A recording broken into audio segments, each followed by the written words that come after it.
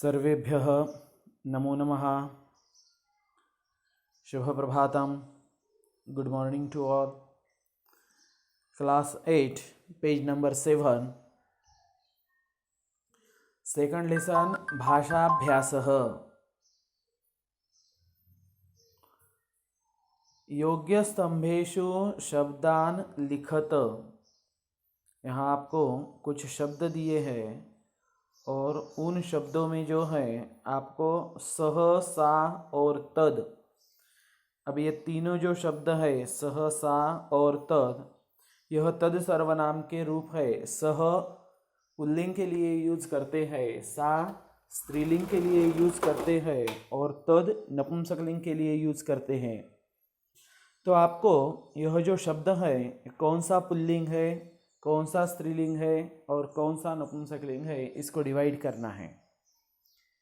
चंद्र pulling में लिखना है, लता स्त्रीलिंग में लिखना है और पत्रम नपुंसकलिंग में लिखना है। दुग्धम फिर से एक बार नपुंसकलिंग में लिखना है। पादरक्षा आलास में आया है तो स्त्रीलिंगी है, सा में लिखना है। अश्वः अश्वः पुल्लिंग है, सह के नीचे लिखना है। विमानम विमानम नपुंसकलिंग है, तद के नीचे लिखना है। शाटिका लास्ट में आ आया है, स्त्रीलिंग है, सा के नीचे लिखना है। वृद्धः पुल्लिंग है, सह के नीचे लिखना है। पेटिका स्त्रीलिंग है, सा के नीचे लिखना है। और लास्ट का है गृहम, यह आपको लिखना है तद के नीचे, नपुंसकलिंग में है गृहम।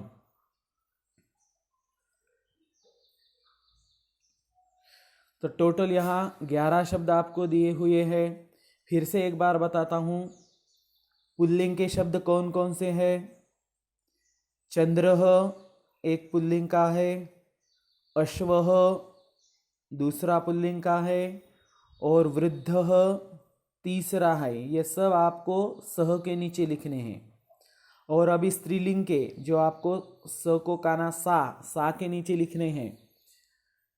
एक लता, दूसरा पादरक्षा, तीसरा शाटिका और चौथा पेटिका। ये स्त्रीलिंग शब्द है, आपको सा के नीचे लिखने हैं।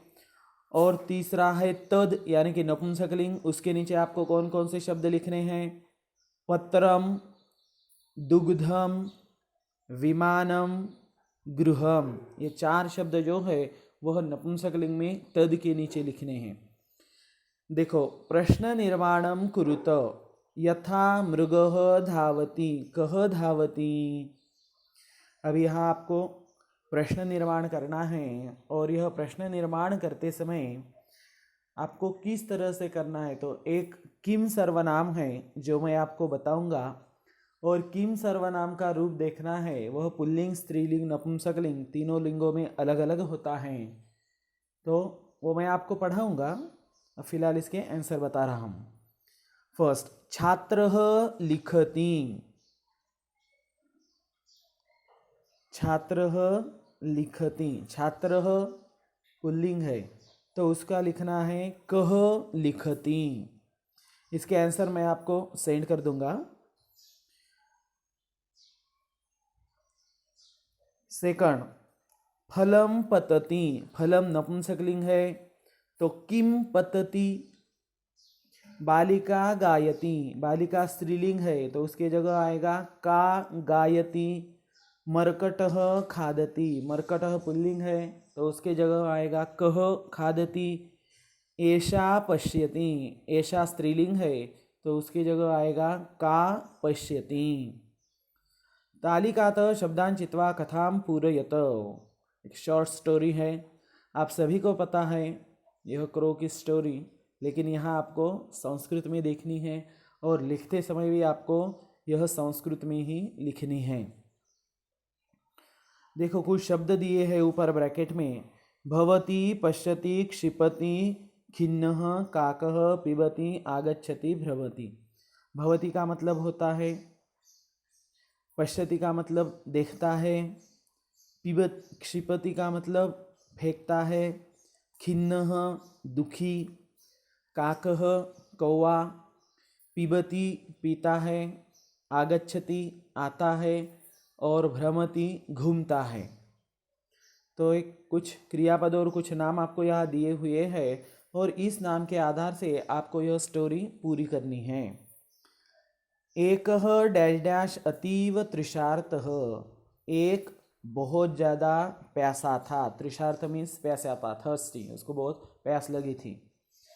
अभी कौन है? काकः, यहाँ फर्स्ट में लिखना है आपको काकः। एक कौवा बहुत ज़्यादा प्यासा था। एकः काकः अतीव तृषार्तः।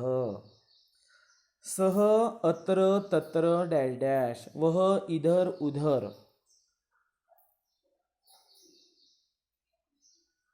क्या है? वह इधर उधर भ्रमति घूमता है, वह इधर उधर घूमता है। किंतु जलम नास्ति, लेकिन उसे जल पानी कहीं भी दिखाई नहीं देता है। सह वने एकम घटम डैश डैश, वह उस वन में एक घड़े को डैश डैश पश्यति देखता है। वन में घूम रहा था, बहुत प्यास लगी थी, पीने के लिए इधर उधर पानी नहीं मिल रहा था, तो उसने उस वन में एक घड़ा यानी कि एक माठ जो है वहाँ देखा।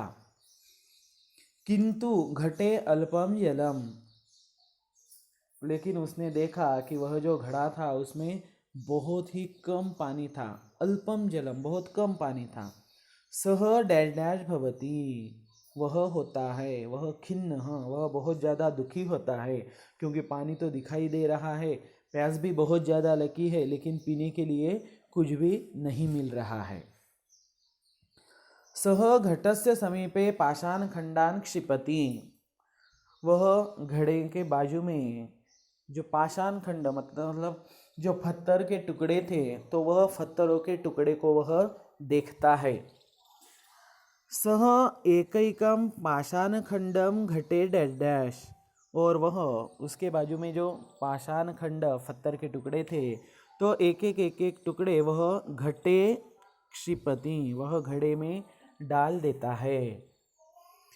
तेन जलम ऊपरी डैश डैश, और उसके कारण वह जो पानी था वह पानी ऊपर चला आता है, ऊपरी आगच्छति। काकः जलम डैश डैश, कौवा जल पिबति पीता है। संतुष्टः च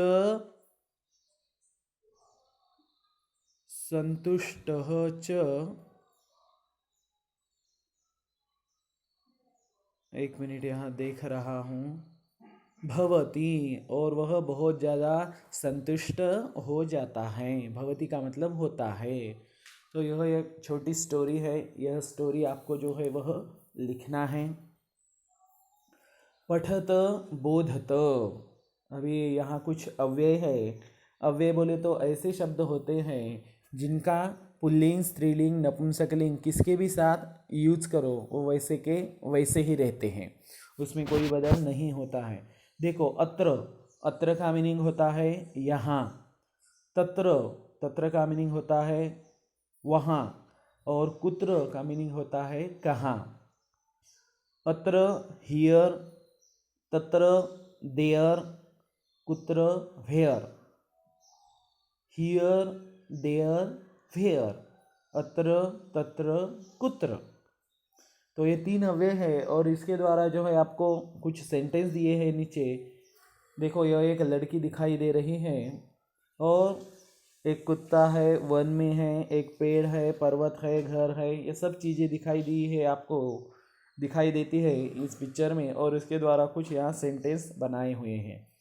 शुनकः अत्र, कुत्ता यहाँ है। शुनकः अत्र, अत्र मीन्स यहाँ, शुनकः मीन्स कुत्ता, कुत्ता यहाँ, तो उसको क्रियापद लगा के आपको मन से पूरे करने हैं। शुनकः अत्र, कुत्ता यहाँ है।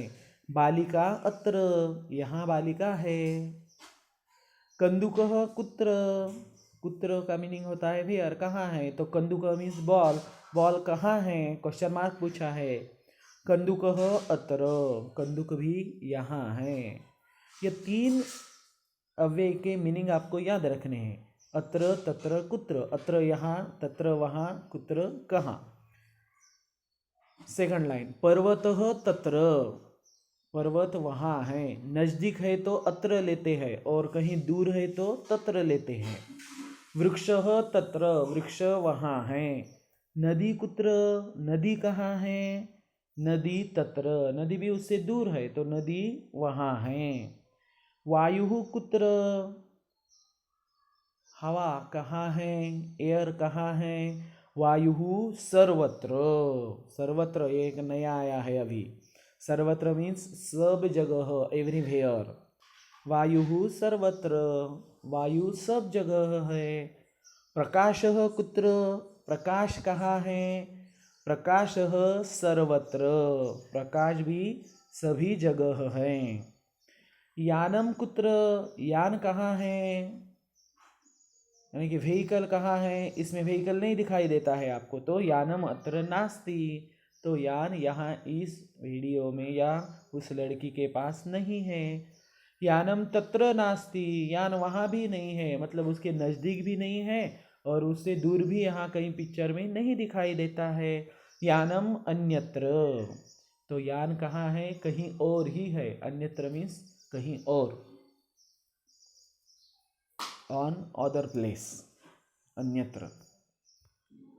बालिका कंदुकः शुनकः च एकत्र, अभी आपको बता रहे हैं कि बालिका, कंदुक और वह कुत्ता तीनों एकत्र है, नज़दीक नज़दीक है, एक जगह है। गृहम वृक्षः च एकत्र, घर और वृक्ष भी एकत्र है, एकत्र मीन्स एक जगह, टुगेदर। अभी देखो यहाँ कौन कौन से अव्यय आपको आए हैं। अत्र, अत्र मीन्स यहाँ, हियर, ये अव्यय, इनके हिंदी में अर्थ और इंग्लिश में अर्थ आपको लिखने हैं। देखो मैं फिर से बता रहा हूँ, ये पेज नंबर 7 के ऊपर लास्ट में रेड कलर में आपके अव्यय दिए हैं, उनके हिंदी में भी अर्थ बता रहा हूँ और उनके इंग्लिश में भी आपको अर्थ बता रहा हूँ।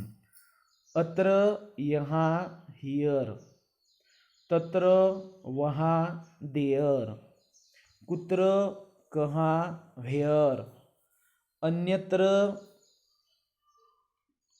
दूसरी जगह, अदर प्लेस, सर्वत्र सब जगह, एवरीवेयर, एकत्र एकत्रित, टुगेदर। तो ये 6 अव्यय हैं, ये अव्यय और इनके अर्थ आपको याद ही करके रखने हैं, यह बहुत सारी जगह आते हैं। अव्यय के बारे में एक श्लोक भी है, सदृशं त्रिषु लिंगेषु सर्वासु च विभक्तिषु वचनेषु च सर्वेषु यन्न वेति तदव्ययम्। इस श्लोक का मीनिंग आपको ध्यान में रखना है, मीनिंग बता रहा हूँ कि ऐसे शब्द जो कौन से भी लिंग में, पुल्लिंग रहे, स्त्रीलिंग रहे, नपुंसकलिंग रहे, उन कौन किसी के भी साथ उनका उपयोग होता है तो उनमें कौन सा भी चेंज नहीं होता है। सर्वासु च विभक्तिषु, कौन से भी विभक्ति में, प्रथमा से लेकर संबोधन तक कौन से भी विभक्ति में के शब्द के साथ आप उनका यूज कर सकते हैं। वचनेषु च सर्वेषु, वचन के साथ भी, एक वचन रहे, द्विवचन रहे, बहुवचन रहे, कौन सा भी रहे उसके साथ भी इनका यूज करते हैं, और यह यूज करते समय जिसमें कुछ भी बदल नहीं होता है ऐसे ही शब्दों को अव्यय कहा जाता है। पेज नंबर 7 लेसन नंबर 2 आपका स्वाध्याय कंप्लीट हुआ है और आपका आज का होमवर्क है यह भाषाभ्यास क्वेश्चन नंबर 1, 2 एंड 3 आपको आपके नोटबुक में लिखना है। इसके आंसर हम आपको फोटोकॉपी में भेज रहे हैं। थैंक्स, धन्यवाद।